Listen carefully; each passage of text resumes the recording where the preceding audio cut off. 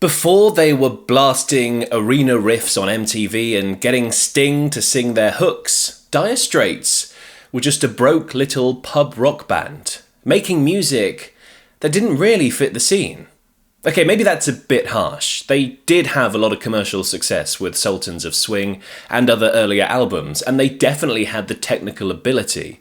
But they weren't quite the big global name they would go on to be, and they definitely weren't filling arenas. In 1970s London, punk was taking over, and Mark Knopfler's finger-picking style was a stark contrast to all the people in Doc Martens making as much noise as possible. So how did they become the legends we know them as today?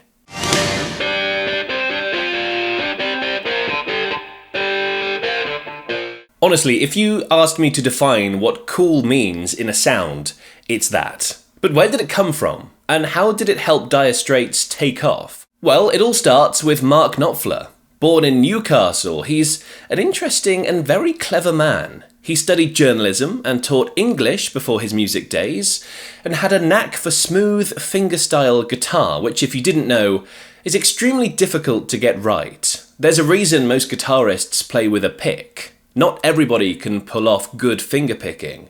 Mark and his brother David, who played rhythm guitar, had been jamming together for years at home and in pubs, but weren't really a band. By the mid-70s, David had moved down to London, and Mark was playing in local pub bands in Leeds. But there wasn't a huge amount of musical opportunities going for him.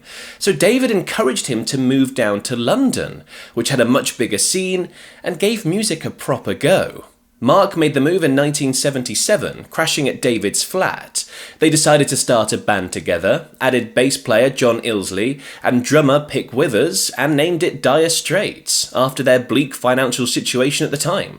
Literally, they were in Dire Straits. That tiny council flat where they lived with bassist John Ilsley became the band's headquarters. They rehearsed there, wrote songs there, and recorded the demo that would get them started, Sultans of Swing, on a borrowed tape machine in the kitchen. The guys scraped together all the money they could and went to Pathway Studios, where they penned a more polished 5-track demo, including a cleaned-up version of Sultans of Swing.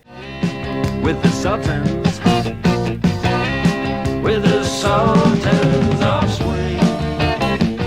They then sent this tape out to Charlie Gillette's Honky Tonk Radio. Mark Knopfler's blend of country, blues and rock and roll instantly clicked with listeners, and the song started getting really heavy playtime. According to the stories, by the end of the first playthrough, the radio phones were ringing with half the A&R men in London who wanted to know who these unheard of guys were.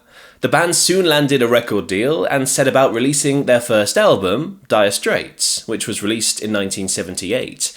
And it did really well. It was top 10 across Europe and number 2 in America. They got critical acclaim for their musical ability and storytelling. It stood out against the backdrop of punk. Mark was our standard bearer and ticket to being exceptional rather than merely good. This continued with their next 3 albums. Brilliant responses and a loyal fan base who lauded their musicianship.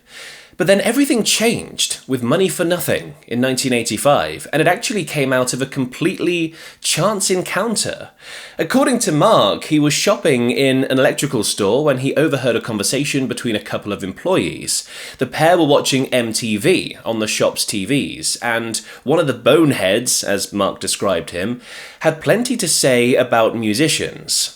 And he was saying all these great lines about, that ain't working, that's the way you do it and stuff like that. And what's that Hawaiian noises he was saying? And rather than take offence, Mark had a flash of inspiration. He borrowed a pen and paper and started writing down their conversation verbatim. I wanted to use a lot of the language that the real guy actually used when I heard him, because it was more real. It just went better with the song. It was more muscular. This is a great example of Mark's ability to take inspiration from the world around him and spin it into a song. It's also ironic that MTV played a role in not only the lyrical inspiration, but in sending the music video huge. More on that in a bit. But let's be honest, Money for Nothing is all about that riff.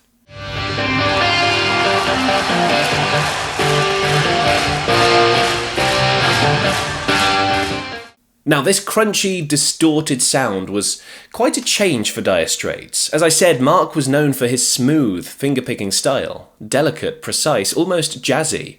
But for Money for Nothing, he switched gears completely. According to producer Neil Dorfsman, they were trying to emulate a sort of ZZ Top-style tone, who were making waves at that time. They tracked Mark's Gibson Les Paul Jr. through a Laney amp, as they had the day before, but when Dorfman stepped into the studio to set up the mics, he found them in random positions. One mic pointed at the floor, another off-axis, likely left that way from a previous session. As I went to fix it, the control room talkback basically yelled, "Don't touch anything, and come in and hear this." What came out of the speakers was a sound unlike anything they'd expected, that they tried to replicate later but never could. The funny thing is, I meticulously documented everything with notes, settings, measurements, etc., but when we tried 4 or 5 weeks later to recapture that sound, while trying to add a rhythmic solo in New York, we could not get it. They recorded it as it was, and didn't even touch it with any post-production. It was the perfect tone for the changing rock landscape of the 80s.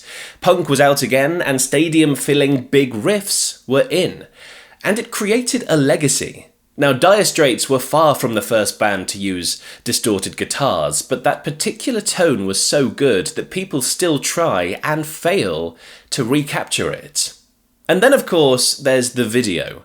Money for Nothing was the perfect package for MTV's visual culture.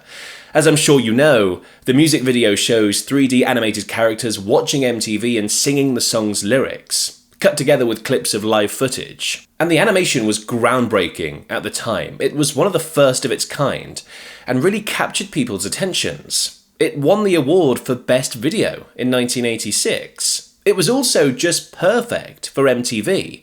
I mean, the first line of the video is literally, "I want my MTV."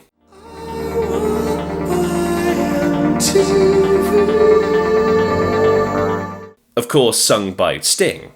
That's another happy accident as well. Sting happened to be in Montserrat, where the band were recording their album. The band were playing around with the idea of a sort of chant for the song, and asked Sting if he'd jump in.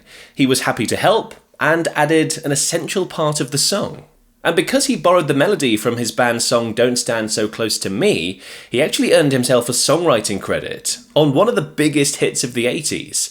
So a pretty profitable holiday then for Sting.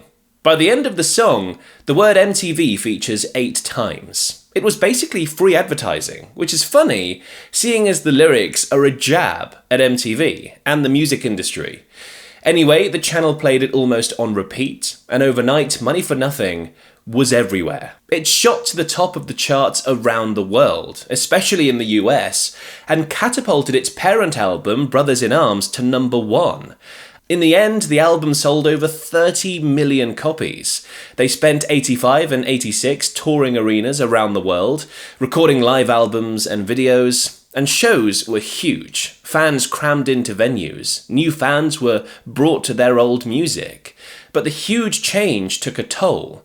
After years of constant touring, the band were fried, and long tensions were at breaking point. The band wound down, and other than a compilation album in '88, weren't releasing any new music. Shortly afterwards, Mark announced the band had broken up. But in 1991, they reformed and recorded On Every Street, which in fairness was generally well received and sold 10 million copies. So it wasn't to be sniffed at. But it was never going to reach the heights of Brothers in Arms. They toured the album for nearly 2 years, but in the background, things just weren't right. And as always, the public's music tastes were changing as well. In 1995, they quietly disbanded. Honestly, that could be a video in itself. Let me know if you'd like to see that in the comments. And actually, this is a similar story to how Fleetwood Mac hit the mainstream. They went from psychedelic blues to radio-friendly pop rock. And I've made a full video on that. You can click over there to watch that next.